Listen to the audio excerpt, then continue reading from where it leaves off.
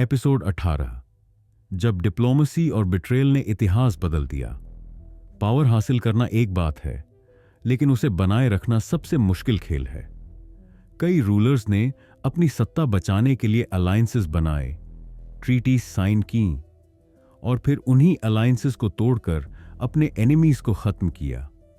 Diplomacy और betrayal हमेशा से पॉलिटिक्स का हिस्सा रहे हैं, लेकिन कुछ लीडर्स ने इन्हें इतनी चालाकी से इस्तेमाल किया कि उनकी कहानियां आज भी याद की जाती हैं।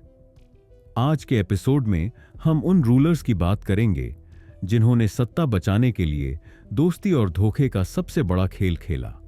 Julius Caesar.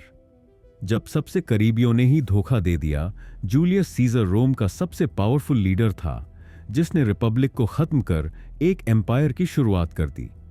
उसने अपने एनिमीज को खत्म करने के लिए अलायंसेस बनाए। उसने पॉम्पे जैसे बड़े राइवल को हराया और रोम का एब्सोल्यूट रूलर बन गया। उसने खुद को डिक्टेटर फॉर लाइफ घोषित कर लिया, जिससे उसके ही करीबियों को डर लगने लगा। फिर क्या हुआ?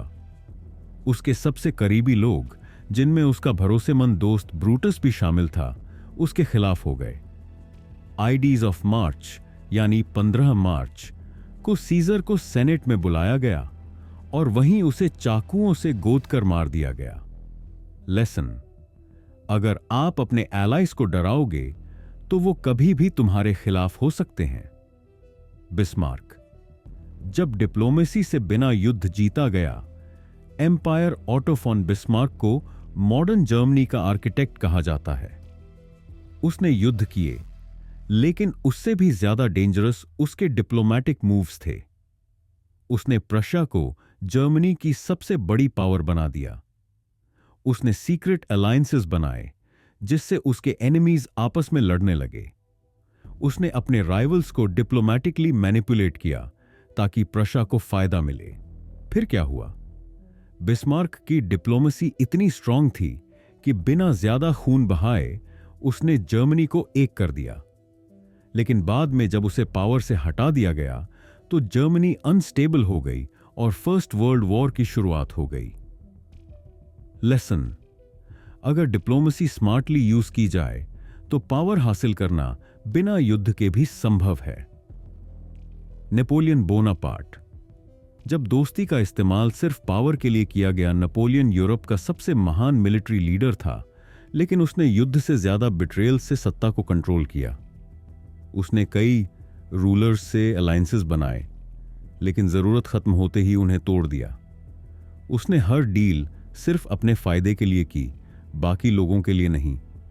उसने रशिया के साथ एक ट्रीटी की, लेकिन जब उसे लगा कि वो उसे हरा सकता है तो उस पर हमला कर दिया। फिर क्या हुआ? उसका रशिया इन्वेजन बुरी तरह फेल हो गया। उसकी आर्मी ठंड और भुखमरी से मर गई।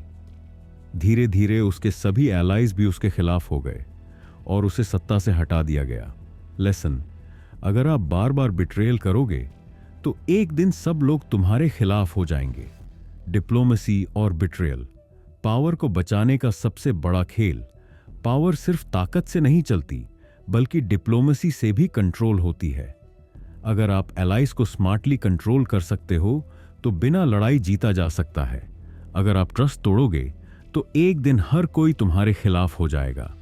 अगर आप हर मूव सोच समझकर खेलोगे तो सत्ता आपके हाथ में रहेगी। अगले एपिसोड में हम उन रूलर्स की बात करेंगे जिन्होंने पावर बचाने के लिए सबसे खतरनाक प्रोपेगेंडा का इस्तेमाल किया। तो जुड़े रहिए, क्योंकि सत्ता का असली गेम अभी भी जारी है।